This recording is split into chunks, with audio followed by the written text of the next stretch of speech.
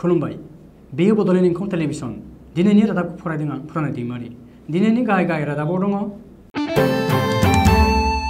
आसाम सरकारा बिटिआरनि थाखाय बड'लेण्ड वेलफेयार बिफान आरो बड'लेण्ड एडमिनिस्ट्रेटिभ स्टाफ कलेज फोसावबाय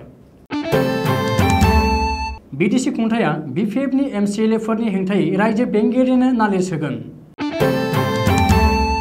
बिश्वजित दैमारिया माजेन्द्र नार्जारिनि मुं जानायाव गोथौ दुखु मोननाय फोरमायदों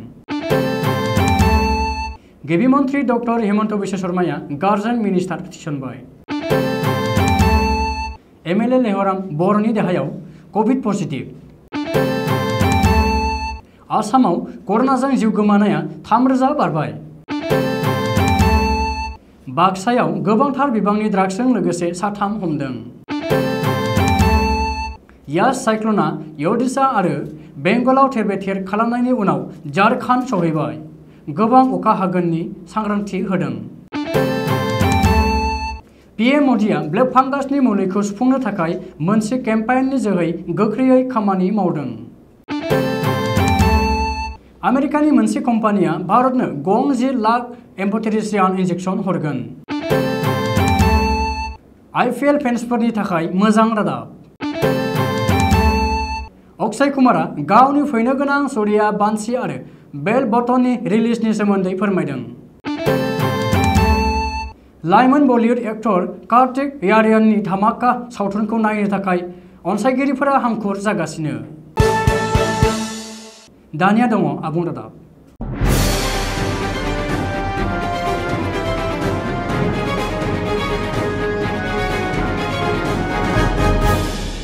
गिबि मन्थ्रि डक्टर हेमन्त बिश्व शर्माया दैदेननाय जथायारि आसाम सरकारा बड'लेण्ड हालाम एबा बिटिआर ओनसोलनि थाखाय जुनियायै बड'लेण्ड वेलफेयार बिफान फोसावबाय बेजों लोगोसेनो बड'लेण्ड एडमिनिस्ट्रेटिभ स्टाफ कलेज गायसंनाय जागोन होननानै फोसावदों आसामनि पार्लियामेन्टारि एफेयार्स मन्थ्रि पीयूष हाजरिकाया बुधबारखालि मोनसे खौरांगिरि मेल खुंना बे बाथ्राखौ फोरमायदों मख'नो गोनांदि मैया गिबि मन्थ्रि दैदेननायाव मोनसे केबिनेट मेल जथुमनाय जायो बे केबिनेट मेलावनो बिटिआरनि दरब्रै जिल्लानि जौगाखांआरि खामानि मावनो आरो गासैखौबो नोजोर होनो थाखाय आलादायै बड'लेण्ड वेलफेयार बिफान आरो बड'लेण्ड एडमिनिस्ट्रेटिभ स्टाफ कलेज गायसंनो थांखि लानाय जायो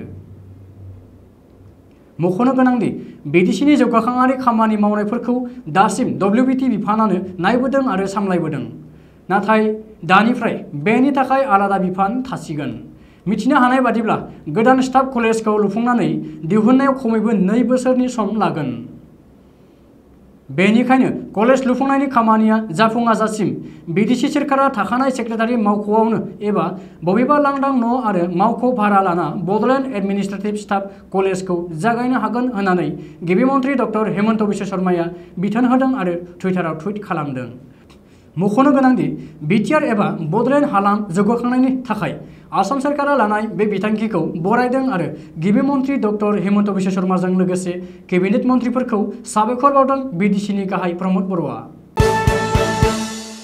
बिटिसि खुंथायाव थानाय जथायारि सोरखारा हेंथा दोलो बिपिएफनि एमसिएलएफोरनि हेंथायै रायजो बेंगिरिनो नालिस होगोन बिपिएफनि सासेबो एमसिएलएआ बिटिसि एसेम्ब्लियाव खनसेबो नुजाथियैनि थाखाय जथायारि सोरखारा रायजो बेंगिरिनो नालिस होगोन आरो रायजो बेंगिरिया बेनि सायाव मा राहा लायो लाथों होननानै खौरांगिरिनि सिगाङाव बुंदों बिटिसिनि गाहाय प्रमद बर'आ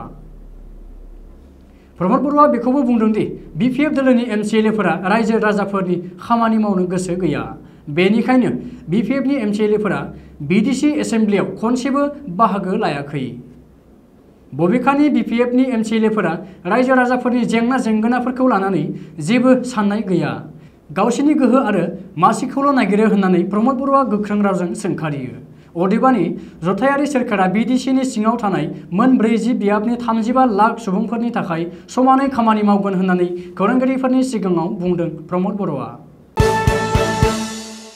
गसाइगावनि एमएलए माजेन्द्र नार्जारिनि हरखाब रुंसारि जानायाव गोथौ दुखु मोननाय फोरमायदों आसाम विधान सभानि बुंथिगिरि बिश्वजित दैमारिया आसाम विधान सभानि बुंथिगिरि बिश्वजित दैमारिया गावनि अफिसियेल राइटिं पेडआव लाइजाम लिरनानै माजेन्द्र नार्जारिनि रुंसारि जानायाव गोथौ दुखु मोननायखौ फोरमायदों आरो एमएलए नार्जारिनि हरखाब जिउ गोमानायाव गावनि मोजां गाज्रिखौ दिन्थिना होग्रा, गोरोन्थिखौ बुंना होग्रा सासे गोगो सुबुंखौ खोमानांगौ जाबाय आरो बिथांनि जिउ गोमानायाव बर' हारि आरो ओनसोलनि सुफुंख'हायै खहा जाबाय होननानै बुंदों बिश्वजित दैमारिया।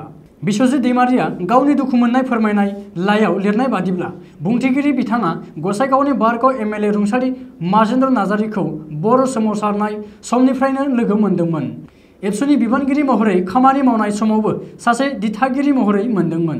जेब्ला बिपिएफ राजखान्थि हान्जायाव दंमोन अब्लाबो जयै खामानि मावनायनि खाबु मोनदोंमोन होननानैबो बिश्वजित दैमारिया मख'दों।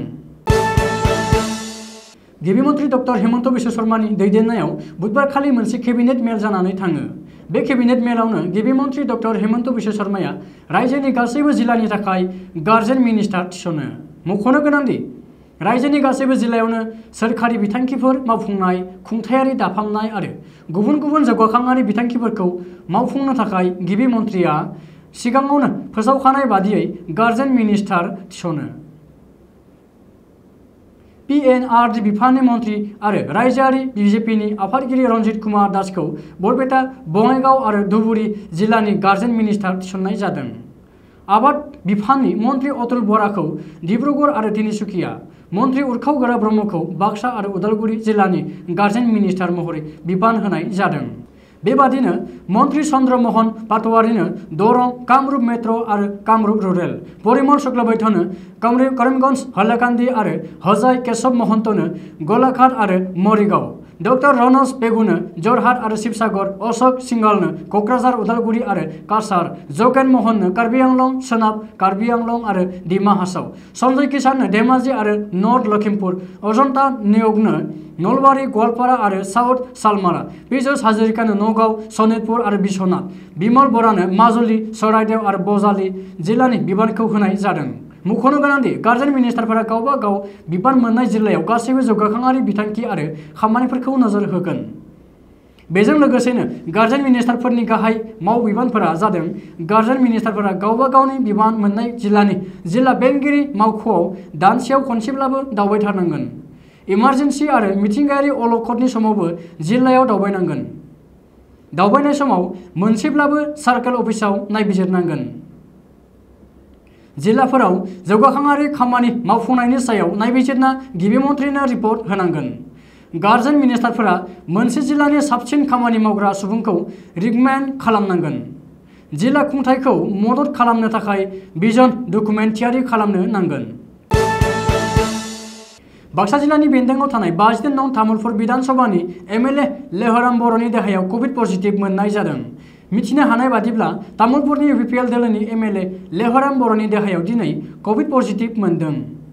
बे समाव एमएलए लेहराम बर'खौ गोजौ फाहामथायनि थाखाय गुवाहाटी मेडिकेल कलेज आरो देहा फाहामसालियाव थिसननाय जाबाय होननानै मिथिनाय जादों।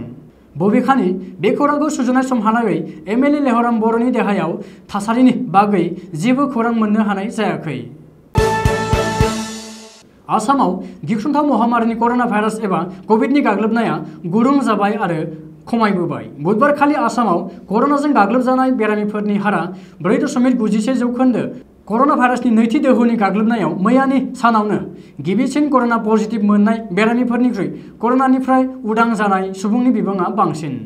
मैया सानसेनि गेजेराव आसाम नाङै गोदानै 5699 सा सुबुंनि देहायाव कर'ना पजिटिभ मोननो हादों।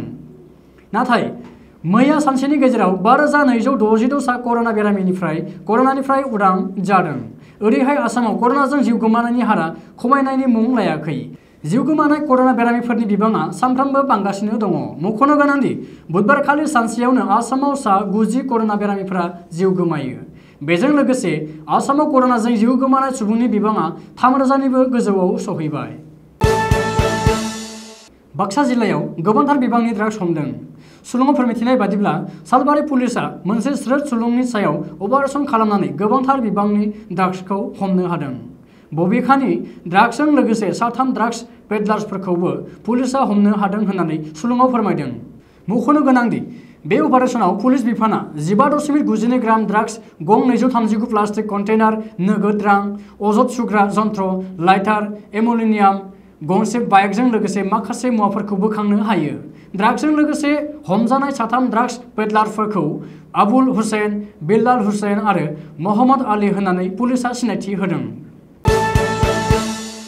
बेंगलनिफ्राय जागायनाय साइक्ल'न यास बारहुंखाया बुधबाराव ओडिशा आरो बेंगलनि सीमा ओनसोलाव थेर-बेथेर खालामबाय। बोथोर बिगियाननि फोरमायनाय बादिब्ला दिनैबो कलकाता, सानजा आरो सोनाब मेदिनीपुर जिल्लानि खायफा ओनसोलफोराव सारअन्थाइ आरो एसे बिबांनि अखा हानो हागौ। ओडिशा आरो बेंगलनि नैथि ओनसोलाव थेर-बेथेर खालामखांनायनि उनाव दायो बे गिथाव यास साइक्ल'ना गेसें जाबोनो हमबाय। थेवब्लाबो बे बारहुंखाया झारखन्डसिम सौहैबाय। बबेखानि झारखन्डआव मोनहैनाय लोगो-लोगो बारनि गोख्रैथिया खम जाहैबाय। रिपर्टनि फोरमायनाय बादिब्ला बेवहाय गोबां बिबांनि अखा हानो हागौ। बेनि अनगायै बेनि गोहोमखौ बिहार, यूपी आरो खायफा रायजोफोराव नुनो हागौ होनना भारतारि बोथोर बिगियानआ सांग्रां जानो बयखौबो खावलायदों। हादोराव कर'ना महामारिनि गेजेराव ब्लेक फांगासनि गिथाव थासारि। बेखौ नोजोर होनानै मदि सरकारा ब्लेक फांगासनि मुलिनि गोनांथिखौ सुफुंनो थाखाय मोनसे केम्पेइन गायसनबाय। दायो पीएम नरेन्द्र मोदीआ बेखौ मावफुंनो थाखाय गावनि आखायाव लाबाय।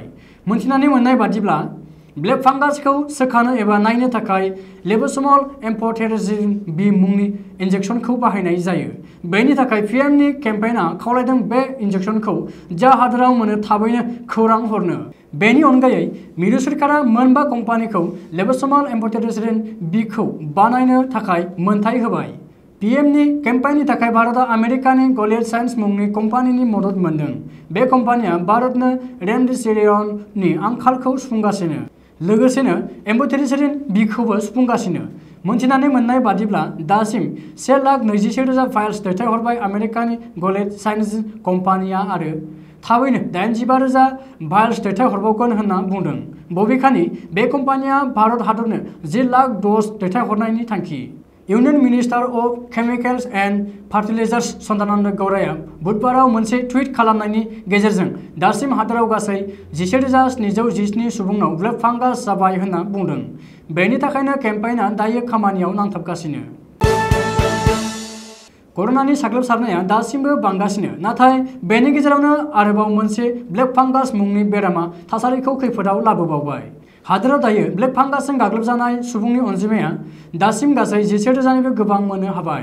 हादोरनि गेजेरावनो बांसिन गुजरात रायजोआव गोहोम गोग्लैदों, जेराव सा 2,800 रिपर्ट मोनदों। ओरैहाय महाराष्ट्रआव खमैबो सा 2,700 बेरामिफोर मोनदों आरो अन्ध्र प्रदेशआवबो सा 700 बेरामिफोर ब्लेक फांगासजों गाग्लोबजानानै दङ। हादोरनि राजधानी दिल्लीयावबो सा 620 बेरामिफोर दङ। ब्लेक फांगासजों बिब्दि गाग्लोबजानाय बेरामिफोरनि अनजिमाया बांनायाव हादोराव इन्जेक्सननि आंखाल नुजाथिदों। बेखौ नोजोर होनानै हादोरनि गाहाय मन्थ्रि नरेन्द्र मोदीआ एम्फ'टेरेजिन इन्जेक्सनखौ जेरैखि जाया थासारियावब्लाबो लाबोनो थाखाय बिथोन होदों। बबेखानि दायो हादोरनि सावस्रि बिफानआ गुबुन हादोरफोरजों सावरायलायगासिनो। मोनसे सुलुंनिफ्राय मोनथिना मोननाय बादिब्ला आमेरिकानि गलेड साइन्सेस बर्डआ भारत हादरनो भेक्सिन साप्लाइ खालामनो थाखाय सिगाङाव फैदों। मुंख'नो गोनांदि दासिम आमेरिका हादरनिफ्राय भारतआव एम्फ'टेरेजिन इन्जेक्सनखौ गासै गं 1,21,000निबो गोबां भेक्सिन सफैबाय। ओरैहाय गं 85,000 सफैबावनायनि लामायाव दं होननानै फोरमायदों। बेखौबो फोरमायबावदों दि आमेरिकानि बे कम्पानिया भारत हादरनो खमैबो गं 10 लाख ड'ज साप्लाइ खालामगोन। ओरैहाय मिरुनि मन्थ्रि नितिन गडकरीनि नाजानायजों ब्लेक फांगासनि फाहामथायनि थाखाय जेनेटिक लाइफ सासन एम्फ'टेरेजिन इन्जेक्सन थियारि खालामबाय। दासिम भारतआव मोनसेल' कम्पानिया बे इन्जेक्सननि दिहुनथाय खालामो। फैगौ समबारखालि बे इन्जेक्सनखौ राननाय जागोन आरो बेनि बेसेना गंफायाव 1,200 रां जागोन, नाथाय दायो बेनि बेसेना गंफायाव 7,000 रां। Board of control for cricket in India सुंद'यै बीसीसीआईनि 29 मे खालारखालि जानो गोनां स्पेसियेल जेनेरेल मिटिंनि जोहै आद्रा थानाय 2021 मायथाइनि आईपीएल 14थि सिजननि अक्ट'खौ फोसावनो हागौनि इसारा। आद्रा थानाय गासै 31 मेचफोरखौ आईएआव खुंनो हागौनि इसारा। दायो गुबुन गुबुन हादोरनि क्रिकेट बर्ड आरो आईपीएल स्पन्सरफोरनि गेजेराव सावरायलायनाया सोलिगासिनो। मुंख'नो गोनांदि मोनसे सुलुंनिफ्राय मोनथिनानै मोननाय बादिब्ला टुर्नामेन्टनि फाइनाल बादायलायनायखौ 10 अक्ट'बराव गेलेजानो हागौ।